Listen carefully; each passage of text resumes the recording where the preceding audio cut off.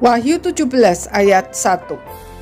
Lalu datanglah seorang dari ketujuh malaikat yang membawa ketujuh cawan itu dan berkata kepadaku, "Mari ke sini, aku akan menunjukkan kepadamu putusan atas pelacur besar yang duduk di tempat yang banyak airnya."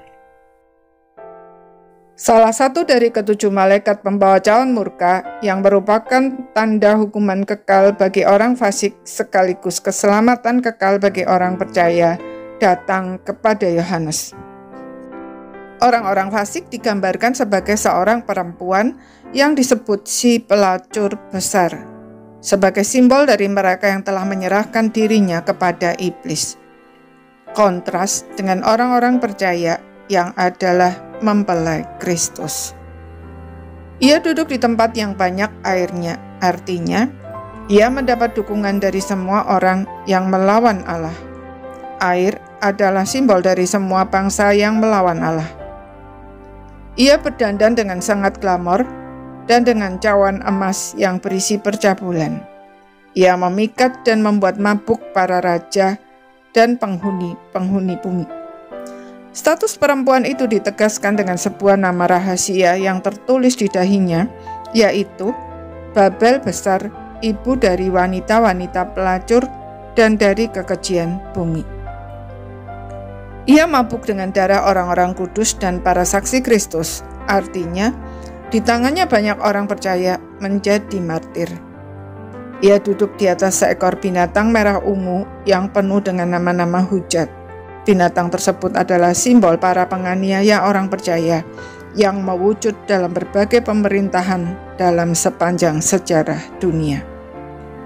Binatang tersebut mempunyai 7 kepala dan 10 tanduk, menunjuk kepada kuasa antikris yang terus muncul silih berganti di dalam sejarah.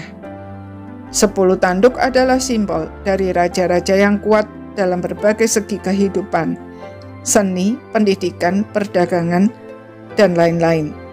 Namun mereka membesarkan diri melawan Kristus.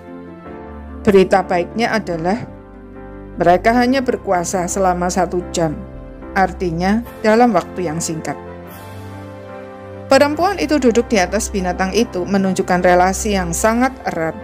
Mereka bekerja sama melawan Allah. Namun pada akhirnya binatang itu akan berbalik memusuhi perempuan itu.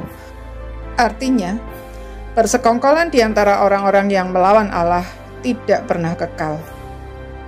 Pada akhirnya mereka akan saling membinasakan. Namun masih ada satu kekuasaan antikris yang sangat dahsyat yang baru akan muncul sesaat sebelum Tuhan Yesus datang kembali. Pada saat itulah mereka dibinasakan secara total. Semua kebenaran ini diberitahukan kepada kita agar jika kita melihat kejahatan semakin menjadi-jadi, kita tidak terkejut, menjadi takut, putus asa, atau bersikap fatalistik, kue sera-sera yang terjadilah. Melainkan mari kita waspada, hidup sesuai dengan firman Tuhan, serta menggunakan setiap kesempatan yang masih ada untuk berkarya bagi Tuhan semaksimal mungkin. Dengan demikian, kapan saja Tuhan Yesus datang kembali, kita siap menyambutnya, dan bersama Dia kita masuk ke dalam kemuliaan. Amin.